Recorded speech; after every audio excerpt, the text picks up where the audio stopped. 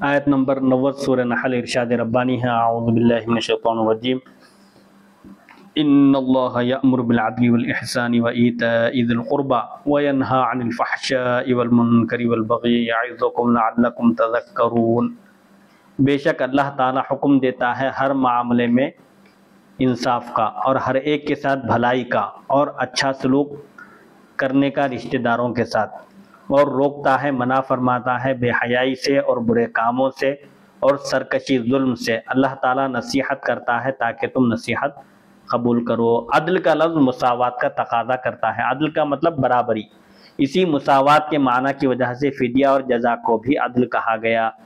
فدیہ اور جزا کو عدل کیوں کہا گیا عربی میں؟ کیونکہ اس میں بھی برابری ہوتی ہے، مساوات۔ اسی سے اللہ تعالیٰ کے ارشادات ہیں او عدل ذالک صیاما، یا اس کے برابر روزے، وَأَن تَعْدِلُوا بَيْنَ النِّسَاء، اور یہ کہ تم عورتوں کے درمیان انصاف کرو، برابری کرو، یعنی ہر معاملے میں برابری کرو۔ آیت کا معنی یہ ہے کہ اللہ تعالیٰ تمہیں مکافات بدلے میں مساوات کا حکم دیتا ہے۔ اگر کوئی تم پر ظلم کرے اسے بدلہ لو تو اتنا ہی تم اس سے بدلہ لے سکتے ہو جتنی تم پر زیادتی ہوئی ہے۔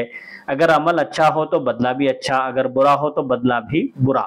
احسان کا مطلب کیا ہے؟ احسان کا مطلب یہ ہے کہ کسی کی نیکی کے بدلے اس سے بہتر اور افضل نیکی کرنا۔ کوئی اگر اپنے ساتھ اچھا سلوک کیا تو ہم کم سے کم اس کے برابر اس کے ساتھ سلوک کرنا یا اس سے بہتر اس کے ساتھ سلوک کرنا۔ جیسے حضور صلی اللہ علیہ وآلہ وسلم اگر کسی سے قرض لیتے تو واپسی کے وقت اس کو کچھ زیادہ عطا فرماتے تھے واپسی میں، تاکہ اس پر احسان کیا جائے، اس کے ساتھ حسن سلوک کیا جائے۔ اور کوئی برائی کرے تو اس سے کم بدلہ لینا، اور جب فیصلہ کرنا ہو تو مدعی اور مدعا علیہ کے درمیان، جب فیصلہ کرنا ہو تو دعویٰ کرنے والے اور جس کے خلاف دعویٰ کیا گیا ان دونوں کے درمیان مساوات، برابری کا سلوک کرنا، کسی ایک کی طرف مائل نہ ہو جانا، اور اللہ تعالیٰ کے حکم کے مطابق فیصلہ کرنا۔ میں کہتا ہوں، حضرت علامہ قاضی ثناء اللہ پانی پتی فرماتے ہیں، میں کہتا ہوں عدل سے مراد ظلم و جور کے خلاف، ظلم کے خلاف حق پر ڈٹ جانا ہے۔ قاموس لغت کی کتاب میں ہے عدل جور کی ضد ہے، جور کے معنی ظلم کے ہے، اور جو نفوس میں راسخ ہے، یعنی جو دلوں میں جو چیز جمی ہوئی ہے وہ مستقیم ہے، سیدھی ہے۔ بعض علماء فرماتے ہیں عدل سے مراد ہر کام میں توسط اور اعتدال ہے، میانہ روی ہے۔ جیسے توحید جو تعطیل اور تشریک کے وسط میں ہے، توحید میں تعطیل بھی نہیں ہونا اور تشریک بھی نہیں ہونا، یعنی خالص توحید ہونا، اس میں افراط اور تفریط سے بری ہونا۔ کسب کا قول جو جبر و قدر کے درمیان ہے، جیسے ایک فرقہ ہے اسلام میں جبریہ، جو یہ کہتا ہے کہ بندہ مجبور محض ہے، جو کرتا ہے وہ اللہ کراتا ہے، یہ بھی غلط ہے۔ اور ایک فرقہ ہے قدریہ، جو یہ کہتا ہے کہ بندہ مالک اور مختار ہے، جو کرتا ہے بندہ ہی کرتا ہے۔ تو یہ دونوں عقیدے غلط ہیں۔ ان دونوں کے درمیان اہل سنت و جماعت کا عقیدہ یہ ہے کہ اللہ تعالی بندوں کے افعال کا اور بندوں کا بھی خالق ہے۔ واللہ خلقکم وما تعملون، سورہ صافات میں اللہ تعالیٰ نے ارشاد فرمایا کہ اللہ ہی نے تم کو اور تمہارے اعمال کو تخلیق کیا، پیدا کیا۔ تو اہل سنت یہ کہتے ہیں کہ اللہ تعالیٰ خالق خیر و شر ہے، خیر اور شر کا پیدا کرنے والا بھی اللہ ہی ہے، لیکن وہ شر سے راضی نہیں ہے۔ بندہ کاسب ہے، اللہ خالق ہے۔ یہ خیر اور شر کرنے والا بندہ ہے اور پیدا کرنے والا اللہ ہے، لیکن اللہ تعالیٰ نے قرآن مجید میں وضاحت سے فرما دیا کہ وہ خیر سے راضی ہے اور شر سے ناراض ہے، اس کو شر کو پسند نہیں کرتا۔ بندے کو وَهَدَيْنَاهُ النَّجْدَيْنِ، اس کو عقل دے کر سمجھا دیا، خیر اور شر کے راستے بتا دیے۔ تو یہ جو جبریہ اور قدریہ ہے یہ دونوں بھی غلط ہیں۔ ان دونوں کے درمیان اہل سنت والجماعت کا جو مسلک ہے وہ متوسط ہے، میانہ روی کے ساتھ قائم ہے، معتدل مسلک ہے۔ وہ یہ ہے کہ بندہ مجبور محض بھی نہیں ہے، بندہ قادر مطلق بھی نہیں ہے۔ اس لیے حضرت سیدنا علی مرتضیٰ رضی اللہ عنہ سے ایک شخص نے پوچھا کہ بندہ مجبور ہے یا قادر ہے؟ تو آپ نے فرمایا کہ اپنا ایک پیر اٹھاؤ۔ جب اس نے اپنا ایک پیر اٹھایا تو آپ نے فرمایا کہ یہ پیر زمین پر رکھے بغیر دوسرا بھی پیر اٹھاؤ۔ تو اس نے کہا کہ میں سمجھ گیا، یعنی بندہ بالکل مجبور بھی نہیں ہے، بالکل قادر بھی نہیں ہے۔ تو اہل سنت و جماعت کا جو مسلک ہے تقدیر کے بارے میں وہ جبریہ اور قدریہ کے درمیان کا ہے۔ واجبات اور نوافل سے بندگی اس طرح کی جائے کہ اللہ تعالیٰ کا کوئی حق ضائع نہ ہو۔ اللہ تعالیٰ نے اپنے بندوں پر جو احکام فرض کیے ہیں، جو واجبات اور جو فرائض عائد کیے ہیں، ان کو ضائع نہ کریں بلکہ ان کا اہتمام کریں، ان کو ادا کریں۔ یہ احسان ہے۔ عبادت کرنا جو بطالت اور ترہب کے درمیان ہے، عبادت بھی کیسی بالکل عبادت ہی نہیں کر رہا کوئی، یہ بھی غلط ہے، کوئی بالکل روحانیت اختیار کر کے دنیا سے الگ تھلگ ہو گیا، یہ بھی غلط ہے۔ سخاوت تو ہر چیز میں اسلام میں اعتدال ہے، عبادت میں بھی اعتدال ہے۔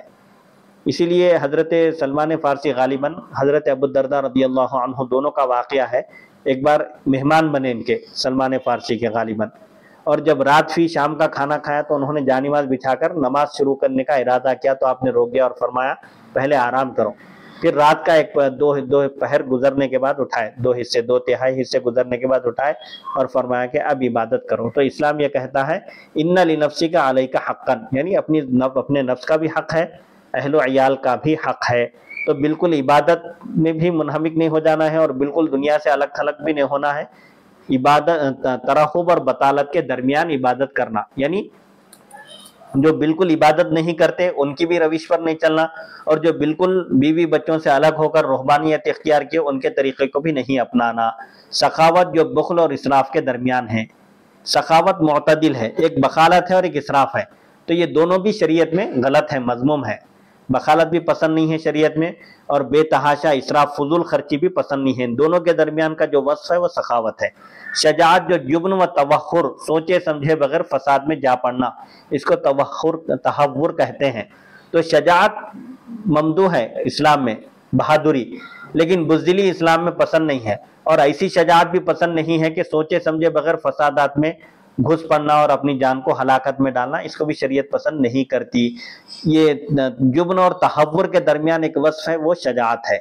عفت جو فجور اور حسر کے درمیان ہے، عفت ایک وصف ہے، پاک دامنی، اپنی شرمگاہ کی حفاظت کرنا، فسق و فجور سے بھی بچنا، اور بالکل ازدواجی تعلقات سے الگ بھی نہیں رہنا، یہ ان دونوں کے درمیان ہے عفت، پاک دامنی۔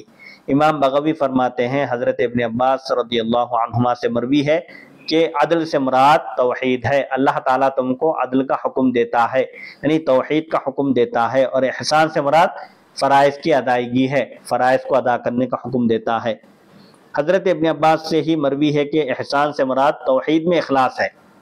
حضور صلی اللہ علیہ وآلہ وسلم کے ارشاد کا بھی یہی معنی ہے، الاحسان۔ احسان کے بارے میں جب جبریل نے پوچھا کہ احسان کیا ہے، آپ نے فرمایا کہ ان تعبد اللہ کأنک تراہ فإن لم تکن تراہ فإنہ یراک، یعنی تم اپنے رب کی اس طرح عبادت کرو گویا کہ تم اسے دیکھ رہے ہو، اور اگر مراقبے کی یہ کیفیت پیدا نہ ہو سکے تو کم از کم یہ تو یقین کرو کہ وہ تمہیں دیکھ رہا ہے۔ حوالے کے لیے دیکھیے معالم التنزیل جلد 3 صفحہ 445۔ یعنی عبادت دو طرح کی ہو گئی، ایک مراقبے والی عبادت اور ایک مشاہدے والی عبادت۔ مشاہدے والی عبادت انبیاء کی اور اولیاء کی اور اللہ کے خاص محبوب بندوں کی ہوتی ہے، جس میں وہ اللہ تعالیٰ کے دیدار سے مشرف ہوتے ہیں، اور مراقبے والی عبادت کیا ہے، کم از کم بندہ یہ تصور کرے، خیال کرے کہ اللہ اس کو دیکھ رہا ہے، تو اس سے اس کے اندر خوشی اور خضوع کی کیفیت پیدا ہوگی۔ اس حدیث کو شیخین امام بخاری امام مسلم نے صحیح بخاری اور صحیح مسلم میں حضرت عمر بن خطاب سے حضرت جبریل علیہ السلام کے سوال والی حدیث میں نقل کیا ہے۔ مقاتل نے فرمایا کہ عدل سے مراد توحید اور احسان سے مراد لوگوں کو معاف کرنا ہے، درگزر کرنا ہے۔ حوالے کے لیے دیکھیے معالم التنزیل جلد 3 صفحہ 445۔ بعض علماء فرماتے ہیں عدل سے مراد فریضہ ہے، یعنی فرض ہے، اسی سے حضور صلی اللہ علیہ وآلہ وسلم کا ارشاد گرامی ہے لا يقبل اللہ منہ صرفا ولا عدلا، اللہ تعالیٰ نہ ان کا نفل قبول فرمائے گا نہ فرض۔ اور احسان سے مراد نفل ہے، کیونکہ فرائض میں کمی کو نوافل پورا کر دیتے ہیں۔ فرائض میں اگر کوئی کوتاہی رہ جائے، کوئی نقص خامی رہ جائے تو اس کی تلافی ہوتی ہے نوافل سے، اسی لیے فرض نماز کے بعد سنتوں کا لزوم ہے۔ سنن مؤکدہ جو رکھی گئی ہیں اس کا مقصد یہی ہے کہ فرض میں اگر کوئی کوتاہی یا نقص رہ جائے تو اس کی تلافی ان سنن اور نوافل کے ذریعے ہو جاتی ہے۔ وَإِيتَاءِ ذِي الْقُرْبَى، قریبی رشتہ دار جس چیز کے محتاج ہیں ان کو وہ چیز دینا، عطا کرنا۔ وَيَنْهَى عَنِ الْفَحْشَاءِ وَالْمُنْكَرِ وَالْبَغْيِ، اور اللہ تعالیٰ ہر برے قول اور ہر برے فعل سے روکتا ہے، منع کرتا ہے۔ حضرت ابن عباس نے فرمایا فحشاء سے مراد زنا ہے۔ حوالے کے لیے دیکھیے معالم التنزیل جلد 3 صفحہ 445۔ والمنکری والبغی، منکر سے مراد ہر وہ قول و فعل جو شریعت اور عقل سلیم کو ناپسند ہو، شریعت کے خلاف اور عقل سلیم کے خلاف جو حرکات ہیں، افعال ہیں، ان سے بھی اللہ تعالیٰ روکتا ہے۔ والبغی، اور ظلم سے، تکبر اور ظلم سے۔ امام بیضاوی فرماتے ہیں فحشا سے مراد قوت شہویہ میں افراط ہے، جیسے زنا یعنی زیادتی ہے، کیونکہ یہ انسان کی قبیح ترین اور بری ترین حالت ہے، اور قوت غضبیہ کے مشتعل ہونے کے وقت جو کام کیا جائے اسے منکر کہتے ہیں۔ قوت غضبیہ، کسی سے بدلہ لینے کی قوت مشتعل ہو گئی، بھڑک گئی، اس وقت جو حرکت ہوتی ہے اس کو منکر کہتے ہیں، یعنی ناپسندیدہ عمل۔ اور بغی سے مراد لوگوں پر جبر و تشدد کرنا، لوگوں پر ظلم کرنا اور ان پر اپنی بڑائی جتانا ہے، اپنی بڑائی اور برتری کا اظہار کرنا ہے۔ ان سب چیزوں سے اللہ تعالیٰ تم کو منع فرماتا ہے، اور یہ شیطانہ ہے جو قوت وہمیہ کا نتیجہ اور مقتضا ہے۔ یہ جو حرکات انسان سے صادر ہوتے ہیں یہ شیطانیت ہے جو قوت وہمیہ کا نتیجہ ہے۔ قوت وہمیہ کی وجہ سے ایسی حرکتیں ہوتی ہیں۔ انسان سے جو بھی برائی اور شر ہوتا ہے، جو بھی برائی ہوتی ہے، جو شر صادر ہوتا ہے، وہ ان اقسام میں شامل ہوتا ہے، اور ان تینوں قوتوں میں سے کسی ایک قوت کی وجہ سے صادر ہوتا ہے، قوت شہویہ، قوت غضبیہ۔ اسی وجہ سے حضرت ابن مسعود نے فرمایا یہ آیت کریمہ قرآن کریم کی جامع ترین آیت ہے۔ حوالے کے لیے دیکھیے تفسیر بیضاوی مائع حاشیہ شیخ زادہ جلد 5 صفحہ 315 تا 16۔ اور عام طور پر خطبہ غالباً حضرت عمر بن عبدالعزیز رضی اللہ عنہما کے زمانے سے دوسرے خطبے کے اختتام پر اس آیت کی تلاوت کرتے ہیں۔ میں کہتا ہوں، حضرت علامہ قاضی ثناء اللہ پانی پتی فرماتے ہیں، میں کہتا ہوں اس بات کو سعید بن منصور بخاری نے الادب المفرد میں، محمد بن نصر ابن جریر ابن المنذر ابن ابی حاتم طبرانی بیہقی نے شعب الایمان میں روایت کیا ہے، امام محمد امام بخاری نے الادب میں، ابن ابی حاتم طبرانی اور ابن مردوہ نے حضرت ابن عباس سے روایت کیا ہے کہ یہی آیت کریمہ حضرت عثمان بن مظعون کے اسلام قبول کرنے کا سبب بنی۔ یہ آیت نازل ہوئی تو اس آیت کو سن کر عثمان بن مظعون دائرہ اسلام میں داخل ہوئے۔ حوالے کے لیے دیکھیے تفسیر بیضاوی میں حاشیہ شیخ زادہ جلد 5 صفحہ 316۔ امام بغوی فرماتے ہیں ابن عیینہ نے فرمایا عدل سے مراد سرًا و علانیتاً مساوات ہے، کھلم کھلا اور چھپے اور علانیہ میں اور سر میں، یعنی ظاہر میں باطن میں مساوات اختیار کرنا ہے، برابری۔ اور احسان سے مراد یہ ہے کہ انسان کی پوشیدہ حالت علانیہ حالت سے بہتر ہو۔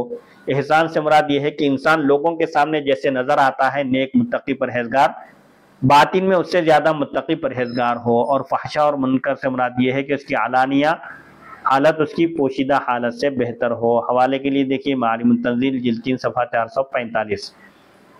یعظکم لعلکم تذکرون، وہ تمہیں امر و نہی کی نصیحت کرتا ہے، اللہ تعالیٰ تم کو نصیحت کرتا ہے اور خیر اور شر کے درمیان امتیاز کرنے، تمیز کرنے کی نصیحت کرتا ہے تاکہ تم نصیحت قبول کرو۔ امام بیضاوی نے یہی معنی بیان کیا ہے۔ حوالے کے لیے دیکھیے تفسیر بیضاوی مائع حاشیہ شیخ زادہ جلد 5 صفحہ 317۔ اگر قرآن کریم میں اس آیت کے علاوہ کچھ بھی نہ ہوتا تو پھر بھی تبیانا لکل شیء و ہدی و رحمۃ و بشریٰ للمسلمین کا فرمان اس پر صادق آتا، یعنی یہ آیت نہایت جامع ہے، اس میں تمام نیکیاں بھی شامل ہیں اور تمام برائیوں سے اجتناب کا بھی ذکر اسی ایک آیت میں آ گیا ہے، نہایت جامع آیت ہے۔ امام بغوی فرماتے ہیں ایوب نے فرمایا عکرمہ سے مروی ہے کہ نبی کریم صلی اللہ علیہ وآلہ وسلم نے یہ آیت کریمہ ولید کے سامنے پڑھی تو اس نے کہا اے میرے بھتیجے دوبارہ پڑھو۔ عرب اس طرح کہتے تھے، آپ صلی اللہ علیہ وسلم نے دوبارہ پڑھی تو وہ اس آیت کو سن کر یہ کہنے پر مجبور ہو گیا بخدا، خدا کی قسم یہ تو بہت شیریں کلام ہے، اس کا ظاہر بڑا رنگین ہے، اس کا تنا پتوں والا ہے، اس کی شاخیں پھلوں سے لدی ہوئی ہیں، یہ کسی بشر کا کلام نہیں ہے۔ حوالے کے لیے دیکھیے معالم التنزیل جلد 3 صفحہ 445۔ ولید کافر بھی اس آیت کو سن کر نہایت متاثر ہوا اور یہ کہنے پر مجبور ہو گیا کہ یہ تو بڑا پیارا اور شیریں کلام ہے اور بڑا عمدہ کلام ہے اور یہ کسی بشر کا کلام نہیں ہو سکتا۔ یہ تھی آیت نمبر 90 کی تفسیر۔ آیت نمبر 91 ارشاد ربانی ہے اعوذ باللہ من الشیطان الرجیم وَأَوْفُوا بِعَهْدِ اللَّهِ إِذَا عَاهَدتُّمْ وَلَا تَنقُضُوا الْأَيْمَانَ بَعْدَ تَوْكِيدِهَا وَقَدْ جَعَلْتُمُ اللَّهَ عَلَيْكُمْ كَفِيلًا۔ ان اللہ یعلم ما تفعلون، اور پورا کرو اللہ تعالیٰ کے وعدے کو، عہد کو، جب تم نے اس سے عہد کر لیا ہے، اور نہ توڑو اپنی قسموں کو انہی پختہ کرنے کے بعد، حالانکہ تم نے کر دیا ہے اللہ تعالیٰ کو اپنے اوپر گواہ، بے شک اللہ تعالیٰ جانتا ہے جو کچھ تم کرتے ہو۔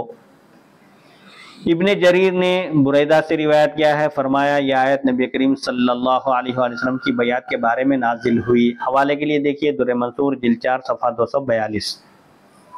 امام بغوی فرماتے ہیں یہاں عہد کا معنی قسم ہے، یعنی قسموں کو پورا کرو جو تم قسم کھا لو۔ امام شعبی نے بھی فرمایا العہد یمین، یعنی عہد یہاں پر قسم ہے، اور اس کا کفارہ یمین ہے، قسم توڑنے کا جو کفارہ ہے وہ یہاں بھی لاگو ہوگا۔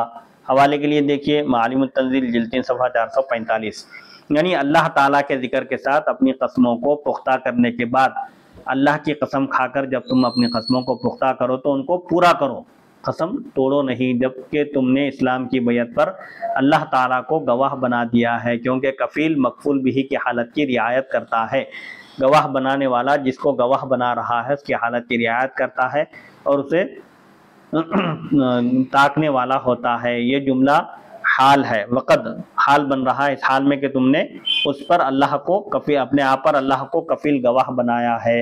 اللہ تعالیٰ جانتا ہے جو تم اپنے عہد و ایمان کو پورا کرتے ہو یا ان عہدوں کو توڑتے ہو، تم عہد و پیمان کو پورا کرنے والے ہو یا ان کو توڑنے والے ہو، اللہ اس کو بخوبی جانتا ہے۔ مجاہد کہتے ہیں یہ آیت کریمہ زمانہ جاہلیت کے حلف قسم کے بارے میں نازل ہوئی، اس کے بعد اللہ تعالیٰ نے عہد توڑنے کی ایک مثال بیان فرمائی ہے۔ حوالے کے لیے دیکھیے معالم التنزیل جلد 3 صفحہ 446۔ یہ تھی آیت نمبر 91 کی تفسیر۔ آیت نمبر 92 ارشاد ربانی ہے، اعوذ باللہ من الشیطان الرجیم وَلَا تَكُونُوا كَالَّتِي نَقَضَتْ غَزْلَهَا مِن بَعْدِ قُوَّةٍ أَنكَاثًا تَتَّخِذُونَ أَيْمَانَكُمْ دَخَلًا بَيْنَكُمْ أَن تَكُونَ أُمَّةٌ هِيَ أَرْبَىٰ مِنْ أُمَّةٍ إِنَّمَا يَبْلُوكُمُ اللَّهُ بِهِ وَلَيُبَيِّنَنَّ لَكُمْ يَوْمَ الْقِيَامَةِ مَا كُنتُمْ فِيهِ تَخْتَلِفُونَ۔ اور تم نہ ہو جاؤ اس عورت کی مانند اس عورت کی طرح جس نے توڑ ڈالا اپنے سوت کو مضبوط کاٹنے کے بعد اور اسے پارا پارا کر ڈالا، ٹکڑے ٹکڑے کر ڈالا۔ تم بناتے ہو اپنی قسموں کو ایک دوسرے کو فریب دینے کا ذریعہ، ایک دوسرے کو دھوکہ دینے کا سبب، تاکہ اس طرح ہو جائے ایک گروہ زیادہ فائدہ اٹھانے والا دوسرے گروہ سے۔ صرف اور صرف آزماتا ہے تمہیں اللہ تعالیٰ ان قسموں کے ذریعے، اور واضح فرما دے گا تمہارے لیے قیامت کے روز ان باتوں کو جن میں تم اختلاف کیا کرتے تھے۔ من بعد قوتن، اس کا تعلق نقضت کے متعلق ہے، جس نے رسی کو مضبوط بٹنے کے بعد توڑ دیا، یعنی سوت کو مضبوط طریقے پر کاٹنے کے بعد اسی عورت نے اسے توڑ ڈالا اور اسے پارا پارا کر دیا۔ انکاسا نقصن کی جمع ہے، کسی بٹی ہوئی چیز کو توڑ دینا۔ ابن ابی حاتم نے ابو بکر بن ابی حفص سے روایت کیا ہے، فرماتے ہیں سعیدۃ الاسد، یہ جو پاگل تھی، ایک خاتون تھی، بال اور چھلکے جمع کرتی تھی، پس یہ آیت کریمہ نازل ہوئی۔ حوالے کے لیے دیکھیے در منصور جلد 4 صفحہ 243۔ بغوی کہتے ہیں کلبی اور مقاتل نے فرمایا یہ قریش کی ایک مجنون پاگل قسم کی عورت تھی، جیسے ریطہ بنت عمر بن سعد بن کعب بن زید بن منات بن تمیم کہا جاتا تھا جسے، اور جعر کے لقب سے جو ملقب تھی، جس کا لقب جعر تھا، اس کو ایک وسوسہ تھا، ایک خیال تھا، وہ ایک ہاتھ کی مقدار چرخہ رکھتی تھی، ایک ہاتھ کی مقدار میں اس کے پاس چرخہ تھا سوت کاٹنے کا، اور ان کی انگلی کی مقدار ایک کیل رکھتی تھی، اور اس کی مقدار مرکہ تھا، وہ ان اون اور بالوں کو خود بھی اور اپنی باندیوں سے کٹواتی تھی، یعنی چرخہ کاٹنے لگاتی تھی۔ وہ صبح سے لے کر آدھے دن تک چرخہ کاٹتی رہتی تھی، سوت کاٹتی رہتی تھی۔ جب دن کا نصف ہوتا، آدھا دن گزر جاتا تو سارا کاٹا ہوا سوت توڑ دیتی تھی، جو تیار کی تھی سامان میٹیریل وہ سب کا سب بیکار کر دیتی تھی۔ یہی اس کا روزانہ کا معمول تھا۔ آیت کا مطلب یہ ہے کہ تم ایسے نہ ہو جاؤ جیسے وہ عورت تھی کہ وہ کام بھی کرتی تھی اور پھر خود ہی اسے توڑ بھی دیتی تھی، یعنی کام خود محنت سے کر کے اس کو پھر بیکار بھی کر دیا کرتی تھی۔ حوالے کے لیے دیکھیں معالم التنزیل جلد 3 صفحہ 446۔ بس تم یا تو عہد ہی نہ کرو یا پھر عہد کرو تو پورا کرو۔ پہلی بات تو یہ ہے کہ تم قسم نہ کھاؤ، اگر قسم کھا لو تو اس پر جمے رہو، ثابت قدم رہو، کوئی وعدہ کرو تو پورا کرو، ورنہ خاموش رہو، وعدہ ہی نہ کرو۔ ایسے نہ بنو کہ عہد کرو پھر ہر مرتبہ اسے توڑ دو جب بھی عہد کرو، یہ اچھی چیز نہیں ہے۔ یہ لا تکونو کی ضمیر سے حال ہے، تتخذون، اس حال میں کہ تم اپنی قسموں کو ذریعہ بناتے ہو فریب دینے کا، دھوکہ دینے کا آپس میں۔ یہ لا تکونو کی ضمیر سے حال ہے یا اس جار مجرور سے حال ہے جو خبر واقع ہو رہا ہے، یعنی اس عورت کے جیسے نہ ہو جاؤ جس کا یہ کام تھا۔ کیا کرتی تھی؟ صبح سے دوپہر تک سوت کاٹتی تھی، چرخہ چلاتی تھی، اور جو کچھ کام ہوا پھر اس کو بگاڑ دیتی تھی۔ اس کو ایک قسم کا وسوسہ تھا اور اس قبیلے میں وہ پاگل قسم کی عورت سمجھی جاتی تھی، جو محنت کر کے جس کام کو تیار کرتی تھی اسی کو پھر وہ ضائع کر دیتی تھی۔ تم اس طرح مت کرو، اس عورت کی طرح نہ ہو جاؤ۔ اپنی قسموں کو آپس میں فساد، دھوکہ اور فریب کاری کا ذریعہ بناتے ہیں، ایسا نہ کرو، یعنی قسم کھا کر دھوکہ نہ دو لوگوں کو۔ دخل کی اصل وہ چیز ہے، دخل کس کو کہتے ہیں عربی میں؟ خا کے فتحے کے ساتھ، جس کو فساد کے لیے دوسری چیز میں داخل کیا جائے جو اس چیز سے نہ ہو، یعنی کسی چیز کو بگاڑنے کے لیے اس میں وہ چیز داخل کر کے اس کو بگاڑ دیا جائے، یعنی قسم کھا کر لوگوں کو دھوکہ دے رہے، تو قسم کے ذریعے لوگوں کو دھوکہ نہ دو۔ بعض علماء فرماتے ہیں دخل اور دغل غین کے ساتھ ایک کا معنی یہ ہے کہ ظاہر وفا کا اظہار کرنا اور باطن میں نقض کا ارادہ رکھنا، اس کو دخل کہتے ہیں۔ بظاہر یہ دکھا رہے ہیں کہ ہم وعدہ کیا اس کو پورا کریں گے، لیکن دل میں یہ ہے کہ اس وعدے کو توڑ دیں گے، عہد شکنی کریں گے۔ مجاہد فرماتے ہیں وہ لوگ ایک قوم کو اپنا حلیف بناتے تھے، ایک قبیلے کو، ایک قوم کو اپنا دوست بناتے تھے عرب، پھر جب دوسری قوم کو مال اور تعداد کے لحاظ سے زیادہ دیکھتے تو پہلے لوگوں کے ساتھ کیے ہوئے قسم کو، حلف کو، معاہدے کو توڑ دیتے تھے اور ان کے دشمنوں سے حلف کر دے جو تعداد میں زیادہ ہوتے تھے۔ عرب کیا کرتے تھے؟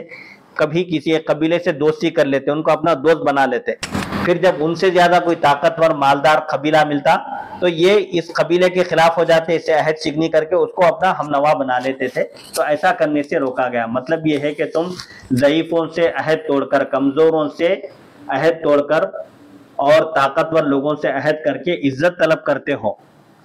حوالے کے لیے دیکھیے معالم التنزیل جلد 3 صفحہ 446۔ ایسا نہیں ہونا چاہیے، تم کو ایسا نہیں کرنا چاہیے، یا یہ معنی ہے کہ تم اپنی قسموں کو فریب اور دھوکے کا ذریعہ بناتے ہو، لوگوں کو قسم کھا کر دھوکہ دیتے ہو، کیونکہ تم اس قوم سے عذر مال و تعداد کے زیادہ ہو، یعنی مال اور تعداد کے لحاظ سے تم زیادہ ہو جن سے تم نے عہد کیا ہے۔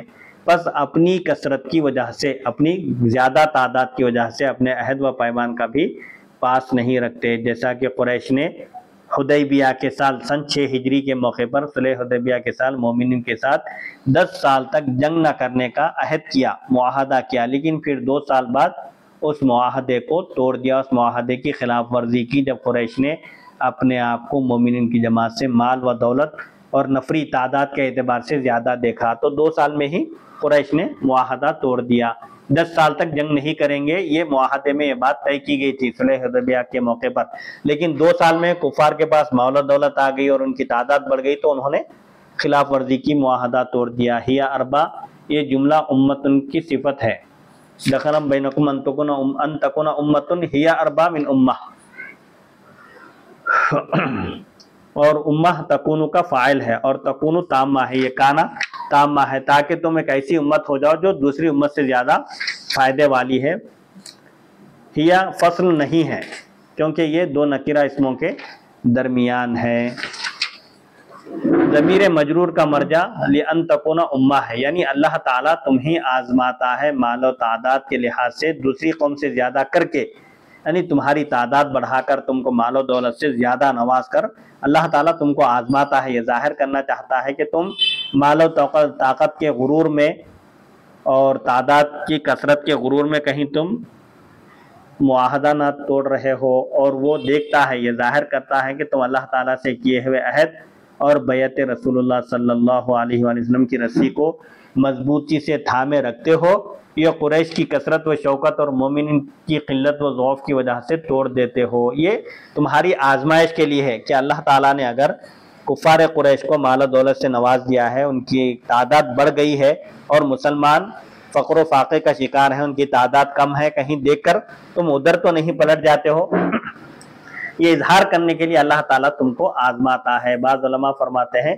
ضمیر الربا کے لیے ہے، معنی پھر بھی مذکور مفہوم کے قریب ہے، یعنی انما یبلوکم اللہ بہ، سوائے اس کے کچھ نہیں کہ اللہ تعالیٰ تم کو آزماتا ہے اس کے ذریعے، اور تاکہ وہ قیامت کے دن کھول کر بیان کر دے جس میں تم اختلاف کرتے تھے۔ بعض علماء فرماتے ہیں ضمیر امر بالوفا کے لیے ہے، یعنی انما یبلوکم اللہ بہ، سوائے اس کے کچھ نہیں کہ اللہ تعالیٰ تم کو آزماتا ہے، بہ یعنی عہد کو پورا کرنے کے ذریعے، کہ تم عہد کو پورا کرتے ہو یا نہیں۔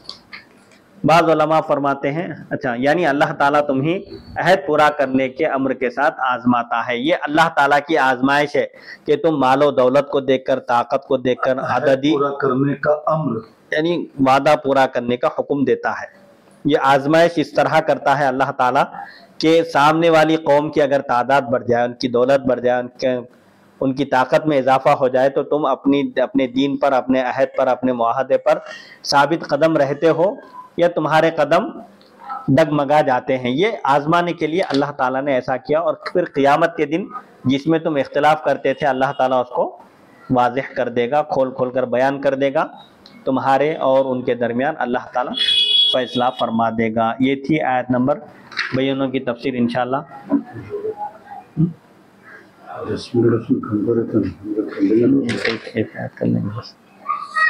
یہ تھی آیت نمبر 92 کی تفسیر۔ آیت نمبر 93 ارشاد ربانی ہے، اعوذ باللہ من الشیطان الرجیم، وَلَوْ شَاءَ اللَّهُ لَجَعَلَكُمْ أُمَّةً وَاحِدَةً وَلَكِنْ يُضِلُّ مَن يَشَاءُ وَيَهْدِي مَن يَشَاءُ وَلَتُسْأَلُنَّ عَمَّا كُنتُمْ تَعْمَلُونَ، اور اگر اللہ تعالیٰ چاہتا تو بنا دیتا تمہیں ایک امت، لیکن وہ گمراہ کرتا ہے جسے چاہتا ہے اور ہدایت دیتا ہے جسے چاہتا ہے، اور ضرور بضرور تم سے باز پرس کی جائے گی، تم سے پوچھا جائے گا ان اعمال کے بارے میں جو تم کیا کرتے تھے۔ یعنی اگر اللہ تعالیٰ چاہتا تو تم اسلام پر متفق ایک امت ہوتے، سب کے سب مسلمان ہوتے، اپنے عہد و پیمان کی پاسداری کرنے والے، لحاظ کرنے والے ہوتے اور اختلاف نہ کرتے، لیکن اللہ تعالیٰ کی مشیت الگ ہے، لیکن وہ جسے چاہتا ہے ذلت و رسوائی کے ساتھ گمراہ کرتا ہے، اور جسے چاہتا ہے اپنی توفیق کے ساتھ ہدایت دیتا ہے۔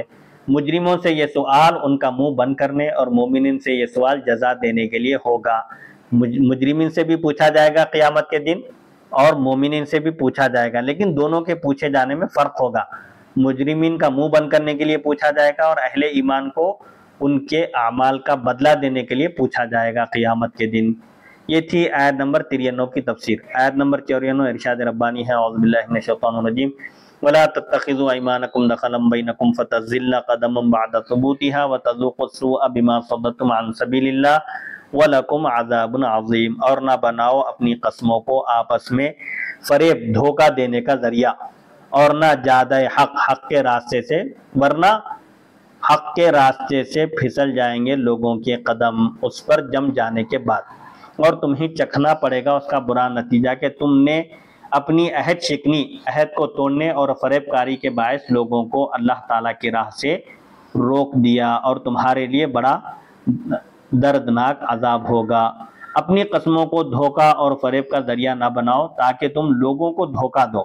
لوگ تمہاری قسموں پر اعتماد کرتے ہیں، تمہاری قسموں کا اعتبار کرتے ہیں اور امن میں ہو جاتے ہیں، قسم کھانے سے لوگ مطمئن ہو جاتے ہیں، اور تم پھر ان قسموں کو توڑ دیتے ہو۔ ضمناً عہد کو توڑنے کی قباحت کے ذکر کے بعد، ضمنی طور پر عہد کو توڑنے کی برائی بیان کرنے کے بعد، اب صراحتاً منہی عنہ کے قبح سے تاکید اور مبالغتاً نہیں کی گئی ہے، یعنی یہاں پر ضمنی طور پر عہد کو توڑنے کی برائی بیان کی ہے، پھر اس کے بعد صراحتاً جس چیز سے روکا گیا ہے اس کی بھی برائی تاکید کے ساتھ بیان کی گئی۔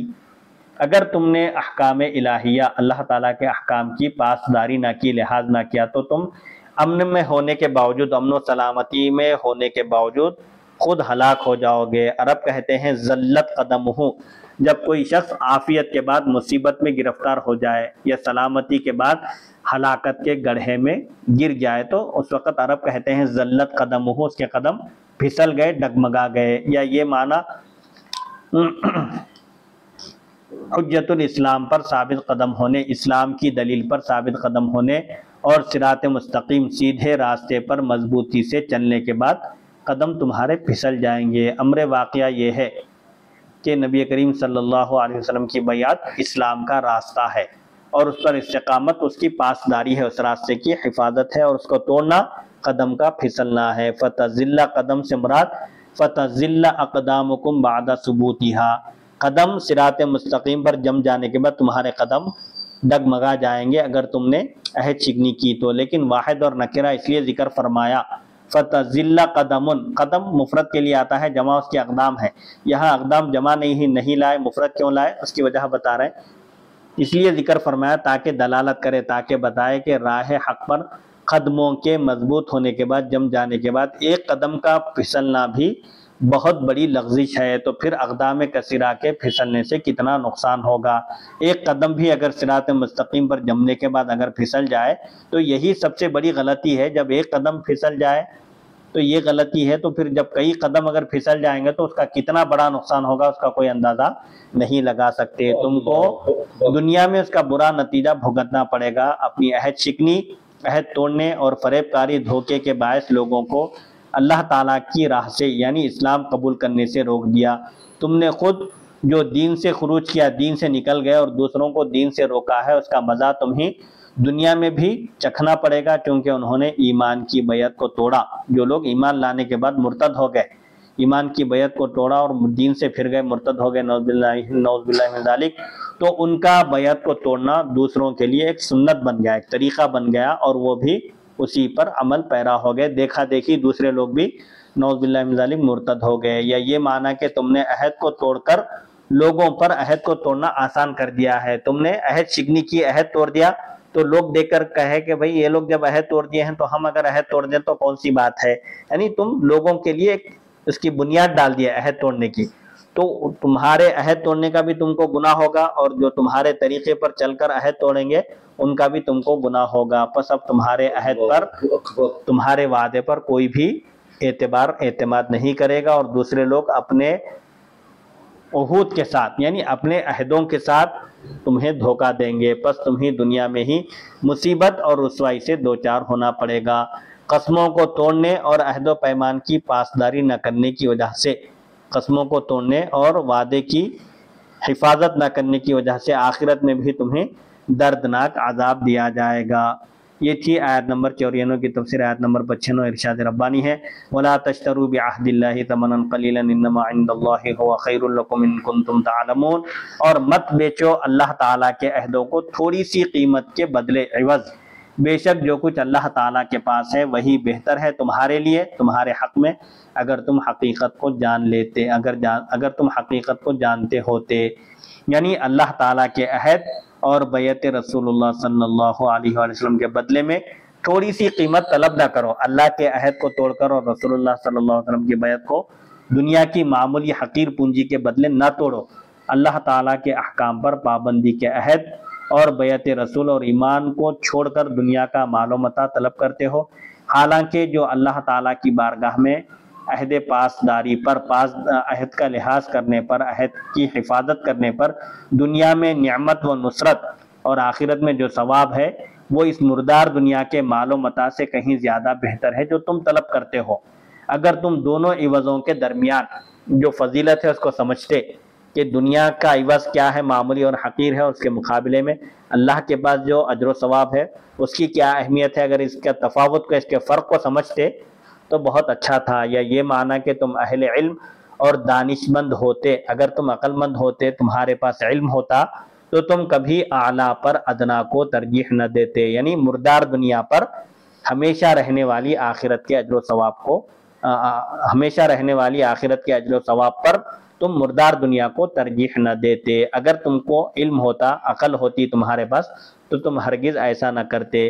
یہ تھی آیت نمبر 95 کی تفسیر۔ آیت نمبر 96 ارشاد ربانی ہے، اعوذ باللہ من الشیطان الرجیم، ما عندکم ینفد وما عند اللہ باق وَلَنَجْزِيَنَّ الَّذِينَ صَبَرُوا أَجْرَهُمْ بِأَحْسَنِ مَا كَانُوا يَعْمَلُونَ، جو مال و زر، جو دولت تمہارے پاس ہے وہ ختم ہو جائے گی، اور جو رحمت کے خزانے اللہ تعالیٰ کے پاس ہیں وہ باقی رہیں گے، اور ہم ضرور بضرور عطا کریں گے انہیں جنہوں نے ہر مصیبت میں صبر کیا، صبر کا دامن مضبوطی سے تھامے رکھا، ان کا اجر ان کے اچھے اور مفید کاموں کے بدلے جو وہ کیا کرتے تھے۔ سبحان اللہ، سبحان اللہ۔ تمہارے پاس جو دنیا کا ساز و سامان ہے وہ فنا ہو جائے گا، جو مال و زر تمہارے پاس ہے، جو کچھ بھی ہے تمہارے پاس، وہ سب فنا ہو جائے گا، ختم ہو جائے گا، اور جو رحمت کے خزانے اللہ تعالیٰ کے پاس ہیں وہ ہمیشہ باقی رہیں گے، اور ہم ضرور بضرور عطا کریں گے انہیں جنہوں نے ہر مصیبت میں، ہر مشکل میں صبر سے کام لیا، صبر کا دامن مضبوطی سے تھاما، ان کا اجر ان کے اچھے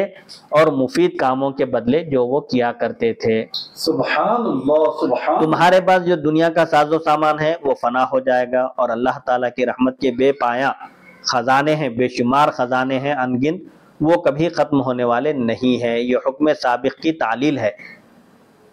حضرت ابو موسیٰ اشعری سے منقول ہے کہ رسول اللہ صلی اللہ علیہ وآلہ وسلم نے فرمایا، جو دنیا کو پسند کرتا ہے وہ اپنی آخرت کو نقصان پہنچاتا ہے، اور جو آخرت کو پسند کرتا ہے وہ اپنی دنیا کو نقصان پہنچاتا ہے۔ یہ ظاہر بات ہے، دنیا کو اختیار کریں گے تو آخرت ہاتھ سے نکل جائے گی، اگر آخرت کو اختیار کریں گے تو دنیا کو چھوڑنا پڑے گا۔ اس لیے تم باقی رہنے والی چیز کو فنا ہونے والی چیز پر ترجیح دو۔ تمہارا کام یہ ہے کہ دنیا فنا ہونے والی ہے اور آخرت باقی رہنے والی ہے، تو عقل مند وہ ہے جو باقی رہنے والی چیز کو اختیار کرے فنا ہونے والی چیز کے مقابلے میں۔ سبحان اللہ۔ یہ حوالے کے لیے دیکھیے مستدرک حاکم کتاب الرقاق جلد 4 صفحہ 443۔ اس حدیث کو امام احمد نے اور حاکم نے سند صحیح کے ساتھ روایت کیا ہے۔ ابن کثیر نے اور ابو جعفر اور عاصم نے جمع متکلم کا صیغہ پڑھا ہے، وَلَنَجْزِيَنَّ الَّذِينَ صَبَرُوا، یہ جمع متکلم کا صیغہ ہے، اور باقی قاریوں نے یا کے ساتھ واحد غائب کا صیغہ پڑھا ہے، اور اس میں ضمیر اللہ تعالیٰ کی طرف لوٹ رہی ہے۔ وَلَنَجْزِيَنَّ الَّذِينَ صَبَرُوا، اور ایک قرات میں ہے وَلَيَجْزِيَنَّ الَّذِينَ صَبَرُوا، اور ضرور بضرور اللہ تعالیٰ صبر کرنے والوں کو ان کا اجر بہترین انداز میں عطا فرمائے گا۔ جنہوں نے دنیا کی ہر مصیبت جیسے بیماری، فقر، کفار کی اذیتوں، کافروں کی تکلیفوں، جہاد میں استقامت وغیرہ پر صبر کیا، دشمن کے مقابلے میں میدان جنگ میں جمع رہا، قدم کو لغزش ہونے نہیں دیا، اس پر صبر کیا، اللہ تعالیٰ ان کے صبر کا ثواب دے گا، ان کے صبر کا ان کو پھل عطا کرے گا، جو ان کے اعمال کا بہترین اجر ہوگا، عمدہ اجر ہوگا، ان کی نیکیوں کو 10 سے 700 گنا تک بڑھا دے گا۔ ایک نیکی کا ثواب 10 گنا ہے، لیکن جس کے اخلاص میں اضافہ ہوگا، جو خلوص نیت کے ساتھ کرے گا، اللہ تعالیٰ اپنے فضل سے ایک نیکی کا ثواب 700 گنا تک بھی عطا فرماتا ہے، اس سے زیادہ بھی عطا فرماتا ہے۔ بعض علماء فرماتے ہیں قید نہیں ہے، بعض علماء فرماتے ہیں بِأَحْسَنِ مَا كَانُوا يَعْمَلُونَ سے مراد واجبات و مستحبات ہیں، کیونکہ یہ مباحات و ممنوعات سے بہتر و عمدہ ہیں، یعنی جو لوگ واجبات کا اہتمام کرتے ہیں، مستحبات کو تک ترک نہیں کرتے، اللہ تعالیٰ ان کو بہترین انداز میں ان کا اجر عطا فرماتا ہے، کیونکہ یہ مباحات و ممنوعات سے بہتر و عمدہ ہیں۔ یعنی مباح کو اختیار کرنے اور ممنوعات سے جو بچتے ہیں، دو چیزیں ہیں، ایک تو ہے نیکی کرنا ہے اور ایک ہے گناہ سے بچنا۔ تو گناہ سے بچنا، تمام ممنوعات سے بچنا واجب ہے، شریعت نے جن چیزوں سے منع کیا ہے ان سب سے بچنا واجب ہے، لیکن پوری اطاعتوں کو بجا لانا یہ بندے کے اختیار میں، اس کی وسعت میں نہیں ہے، تو اس لیے اس کو فرائض کا اہتمام، جیسے نماز ہے، فرائض، واجبات اور سنن مؤکدہ کا اہتمام کرنا لازم ہے۔ اسی طرح روزے ہیں، رمضان کے روزے فرض ہیں، تو گناہ سے بچنا ہر صورت میں واجب ہے، ہر گناہ سے بچنا، لیکن ہر نیکی کر سکنا یہ بندے کے وسعت میں، اس کی دسترس میں نہیں ہے، اس کی طاقت میں۔ اسی لیے جو فرائض اور واجبات ہیں اور اسلام کے جو بنیادی ارکان ہیں ان کو وہ ادا کر لے تو انشاءاللہ اللہ تعالیٰ کے پاس، جیسا کہ حضور پاک علیہ السلام نے ایک حدیث میں صحابہ سے فرمایا کہ تم ایک ایسے زمانے میں ہو، اگر 10% بھی عمل اگر چھوڑ دیے تو تم سے پوچھ ہوگی، اور ایک ایسا زمانہ آئے گا جس پر اگر میری امت اس زمانے میں اگر 10% پر بھی عمل کر لے تو وہ کامیاب ہے۔ یعنی فتنوں کا جب زمانہ ہوگا اور نیکی کرنا مشکل ہوگا اور دین پر ثابت قدم رہنا، جمے رہنا ایسے ہی مشکل ہوگا جیسے ہاتھ میں انگارے کو تھامنا۔ تو ایسے زمانے میں اگر کوئی اسلام کے بنیادی فرائض پر عمل پیرا ہو اور اللہ تعالیٰ کے احکام کو بجا لائے اور سنتوں کا اہتمام کرے تو انشاءاللہ اللہ تعالیٰ کے پاس اس کی نجات کی امید ہے۔ تو کیا ایسا زمانہ ابھی آ گیا ہے یا ابھی آنے والا ہے؟ اب بہرحال ہر زمانے میں کچھ نہ کچھ فتنے رونما ہوتے رہتے ہیں. صحابہ خود مگر یہاں جو بات کر صحابہ خود کیا فرمائیں؟ صحابہ کے زمانے میں بھی جب آہستہ آہستہ جب انحطاط آنے لگا، یعنی عمرائے وقت جو اس وقت جو حاکم تھے، بعد میں جو مقرر ہوئے امت پر حاکم، وہ لوگ نماز کو اس کے وقت سے مؤخر کر کے پڑھتے تھے، بعض چیزوں میں خرابیاں پیدا ہو گئی تھی. تو ہر زمانہ، جیسا کہ حضور پاک علیہ السلام نے فرمایا کہ میرے بعد آنے والے ہر زمانے میں شر ہوتا جائیں گا، فتنے برپا ہوتے جائیں گے. ایک وقت پورے فتنے برپا نہیں ہوں گے، ہر زمانے میں الگ الگ فتنے ہوں گے. پہلے زمانے میں نیکی کرنا آسان تھا، اب مشکل ہے. یعنی مشکل اس اعتبار سے کہ اب زمانے میں اب لوگوں میں خرابیاں عام ہو گئی ہیں. لیکن ایسے وقت بھی اگر کوئی اپنے دامن کو محفوظ رکھے برائیوں سے اور اسلام کے احکام پر عمل کرے اور حضور پاک علیہ السلام کے اسوے کو اختیار کرے تو یہی اس کے لیے نجات کا ذریعہ ہے. یہاں پر حضور پاک صلی اللہ علیہ وآلہ وسلم یہ ارشاد فرما رہے ہیں صراحت کے ساتھ کہ ہاتھ میں انگار کے ڈلے کو پکڑنے کی طرح ہوگا. مطلب 10% اعمال کرنا بھی ایسا ہوگا کہ ہاتھ میں انگارے کو پکڑنے کی طرح ہوگا. تب انگارے کو پکڑنے کی طرح ابھی وہ دور نہیں آیا نا. نہیں ابھی وہ دور نہیں آیا. تو اس سے مراد یہ ہے کہ بھئی جیسے صحابہ کے زمانے میں خیر غالب تھا، سب نمازی تھے، سب متقی پرہیزگار تھے، کوئی دھوکہ دینے والا نہیں تھا. وہ بالکل انبیاء کے بعد سب سے بہترین مخلوق، قرن اول، خیر القرون قرنی فرمایا حضور کے سب سے بہترین زمانہ میرا ہے، پھر ثم الذین یلونہم صحابہ کا زمانہ، پھر ثم الذین یلونہم تابعین کا زمانہ. اس کے بعد سے انحطاط آتے گیا. ہر دور آنے والا دور پہلے دور سے برا ہوتا ہے، ایک آدھ دور اچھا ہوتا ہے. جیسے عمر بن عبدالعزیز کا دور تھا، ان کو عمر ثانی کہا جاتا ہے، خلیفہ راشد، 5ویں خلیفہ ان کو شمار کیا جاتا ہے، خلفۂ راشدین میں ان کا شمار ہوتا ہے. امام حسن علیہ السلام بھی 5ویں خلیفہ ہے. ان کے بعد پھر خلیفہ راشد میں شامل خلیفہ راشد. لیکن ان کا دور جو 2.5 سالہ خلافت کا جو دور تھا وہ سب سے بہترین دور تھا صحابہ کے بعد، خلافت کے اعتبار سے، سیاست اور حکومت کے اعتبار سے. تو ایسا زمانہ ایک آدھ مرتبہ اچھا آتا ہے، لیکن عام طور پر ہر آنے والا زمانہ، بعد والا زمانہ پہلے والے زمانے سے نیکیوں میں کم ہوتا ہے. پہلے جیسے متقی پرہیزگار لوگ تھے، بڑے بڑے اہل علم تھے، اب یہ زمانے کے لوگوں کا اگر ان سے تقابل کرے تو اس زمانے کے لوگ ان کا مقابلہ نہیں کر سکتے. بہرحال اس میں یہ بات بتائی جا رہی ہے کہ انسان کے پاس جو مال و دولت ہے وہ فنا ہونے والی ہے، اور اللہ کے جو خزانے ہیں رحمت کے، نعمت کے، دولت کے، وہ ہمیشہ باقی رہنے والے ہیں. اس میں بس انسان کو یہ حکم دیا جا رہا ہے کہ وہ صبر سے کام لے، ہر چیز میں صبر کرے.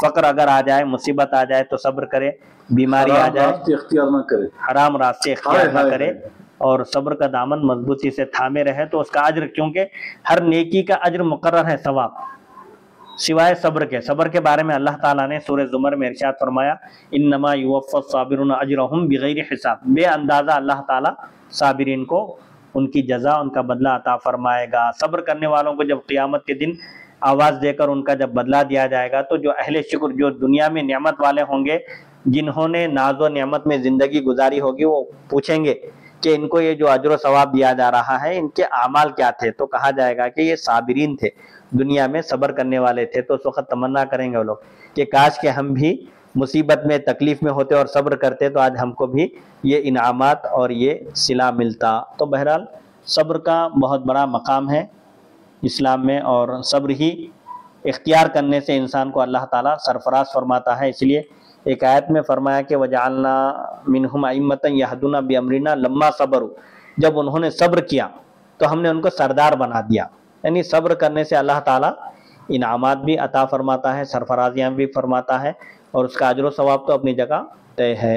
انشاءاللہ اگلی نشست میں آیت نمبر 97 پر گفتگو ہوگی. وصلی اللہ تعالی علی خیر خلقہ سیدنا محمد و آلہ و صحبہ اجمعین والحمد للہ رب العالمین.